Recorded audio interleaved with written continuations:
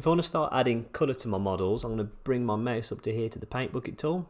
If you put your mouse over it says paint. If I click on it, what you'll see happen is this materials dialog will open up at the right hand side. Now you can paint with colours, or if you put your mouse over here on this brick with a magnifying glass on it, we can browse for different what we call textures.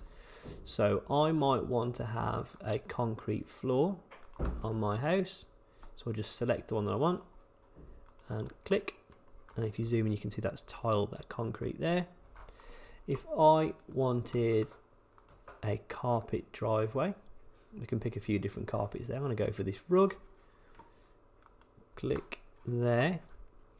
If I wanted my building to be made out of brick, I can click on brick, and again click, making sure you've got all the faces painted that you need.